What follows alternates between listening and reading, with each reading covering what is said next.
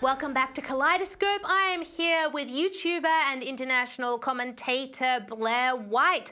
Now, Blaire, you are a trans woman, which means you are part of a group that the woke left thinks that they have absolute ownership over in terms of what they think and feel.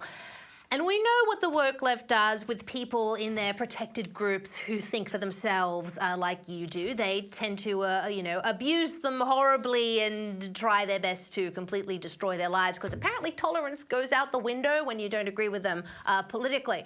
So I have to ask, what kind of backlash have you received over the years? And also, how do you manage it and keep going? Definitely a lot. The word backlash almost is not really big enough. There's backlash and then there's, a lot of other stuff. But it's been a real test of just my inner strength and, my actual character that, sometimes it's tempting to get in my own feelings about it or get frustrated or, get annoyed by the fact that people don't understand me when I feel like I'm being very clear. But it's really just part of the game. It is what it is. If anything, sometimes these days I'm so used to it, I get nervous when I'm liked a little too much, which sounds strange, but like sometimes I'll go a few months where I'm like, man, there's really been no issue that the public has had with me.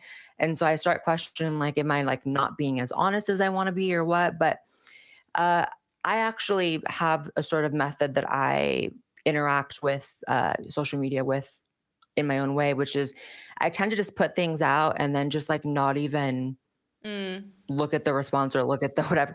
I have people that I trust that will let me know if there's anything really big I need to address or know about. But in general, I think that keeps me the most honest. I haven't looked at like views on a video, and people won't even believe this. I haven't looked at a view count on a video since like 2018. Oh, I wow. just make videos. Yeah, I just make my content, and because I don't ever want to also catch myself, making things just because I feel like people want me to make it. I want to just be as real as I can be. Mm. Because people sniff out fakeness. I can sniff out fakeness really easy, and I'm also someone who tends to be gullible about people. So I know that people who are a little more keener definitely can. So just being Mm. real.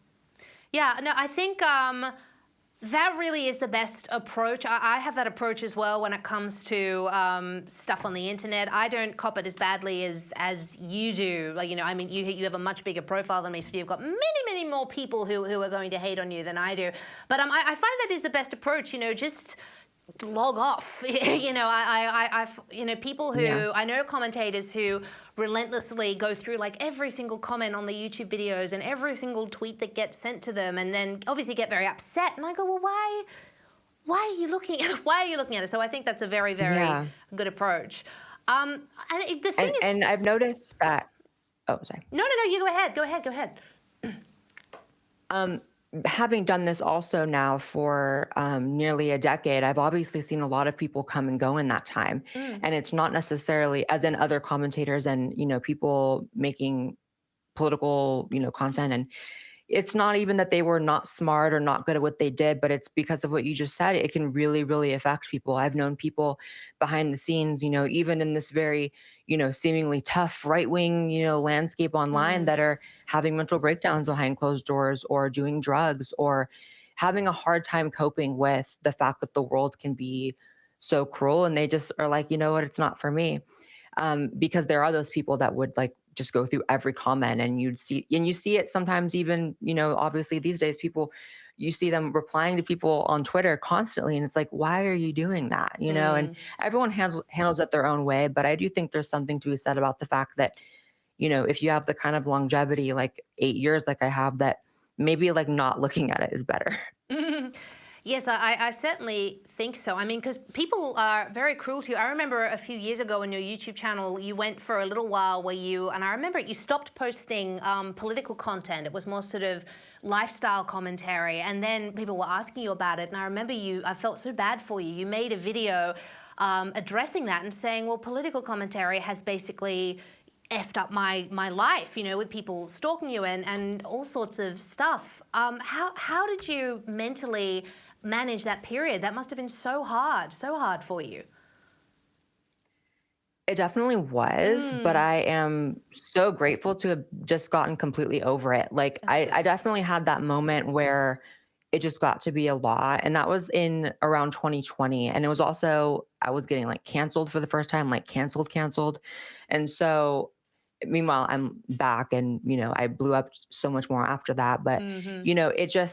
it got to a point where I wanted to take a little break, and that was necessary, but then I started to get this itch where I was like, I just need to be back and being just so unapologetically me. Hmm. And I did that. And now I can't imagine truly being affected by it like that anymore. I mean, Mm, this is my life. I was really built for it. I feel like there's not enough people in the LGBT community making the kind of content I do. There's such a lack of that. It's about realizing it's so much bigger than me, right? Like mm, it's not about if I am feeling overwhelmed by it or whatever. It's about this is a duty, and it's not self-importance. It's actually sort of a humbling thing. Like this is more important than whether or not I'm feeling up to making a video today, type of thing. mm. But people are crazy. I've definitely had my fair share of, I've been doxxed everywhere I've lived. Yeah. I have had the FBI had to call me and be like, "Hi, this person wants to kill you." Oh, wow. Um, but Oof. but you know what the thing is? Like, I've never had anyone say one mean thing to me in real life. Isn't that crazy? That is, oh yeah, that is crazy Never. because all those people are cowards though. That's the thing. They'll scream at you Yeah. blue in the face on the internet. But I reckon if you got them in front of you, they'd be like like heads down, buried in their phones, probably unable to speak. So it's fantastic. Or That they ask for a picture. well, they asked for a picture. I know. Exactly. Yeah. They're very peculiar people, so it's fantastic you were able to move through that, and yeah, your longevity as a commentator speaks for itself. Now, look, Blaire, I hesitated talking about this next topic with you because it is so unsavory, but I feel like we do have to at least mention a particular person. We'll call it this person who was quite prolific a few years ago. As I was saying, movements, going off the rails certainly aren't new. I mean, we've seen it with feminism. We've seen the civil rights movement. We're seeing it with the red pill movement now. Absolutely. I was talking to Sydney Watson this last week, but about it last week. But I noticed with the trans movement, this escalation seemed to start with the introduction of certain unsavory characters who started popping up claiming to be trans. One of those was a person by the name of Jessica Yaniv, formerly known as Jonathan Yaniv. And just to give the audience some background, this is a male person who weaponized Canada's discrimination laws by asking immigrant women who ran beauty salons for a bikini wax, not telling them that this person was in fact a male person. I'll let your imaginations do with that what you wish. And then when they refused to wax his male genitalia, he sued them for discrimination. Really reprehensible behavior. Now, you debated this person a couple of years ago. I watched it live. It had something like 40,000 people watching at the one time. It was like the biggest live stream I've ever seen. My jaw was on the floor.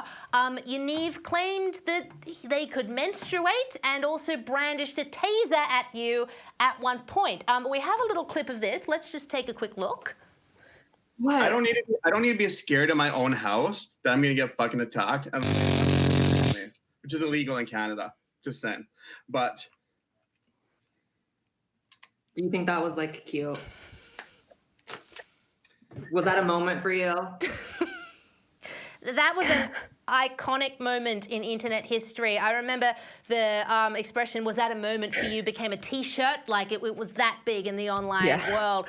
So I have to ask you, Blaire, this might be a simplified question, but do you think that maybe Jessica Yaniv might have been at least part of the start of all these problems with the trans movement?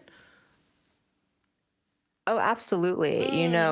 Or at the very least, Jessica Neve was kind of the first real brazen example of the excesses that the movement had allowed to occur, right? So self ID, abusing laws that, were just poorly written, to be frank.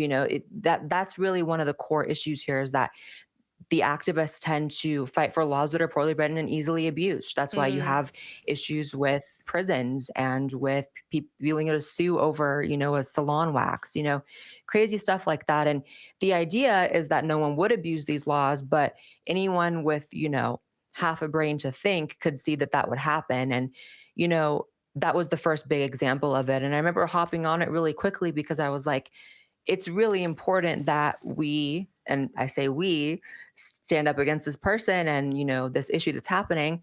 But there never was a we, because it was really only me talking about it and like a few other trans creators, but it never got any sort of voice beyond mine, really. Mm, And that was disheartening. But that's kind of also when I knew, like, oh, this is going to be a really uphill battle, because this was the first one, mm, which means there's going to be a lot more. And there has been, it's only escalated since then.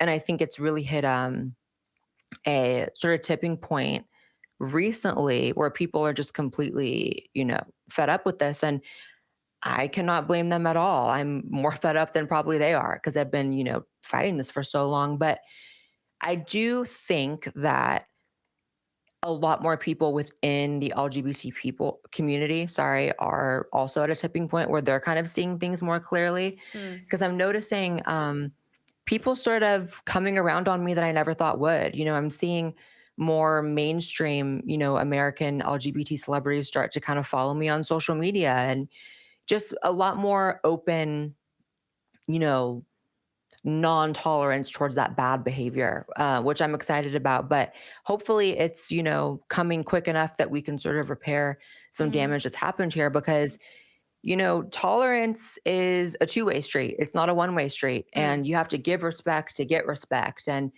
maybe we were owed a little bit of respect without asking for much back from us at one point, but that point has long gone. It's time for the community to address the problems that it's caused, right? So we can all talk about and identify all the problems that people from outside the community have given people from within it, right? Like mm, discrimination, violence, whatever. All right, well, that's all been, discussed. Now it's time to talk about what have we done wrong. And hopefully once everyone can admit what they've done wrong, we can all start to heal. But I don't know. It's a uphill mm. battle still. Yeah, it certainly is, and I mean, I'll say this before we go to a break. I mean, my concern is that trans people have done so much over the years to gain acceptance and to gain certain rights, and I fear that this activist contingent now is actually undoing a lot of that work, not just for trans people, but also Yeah. for gay people, because they all get lumped into the same group.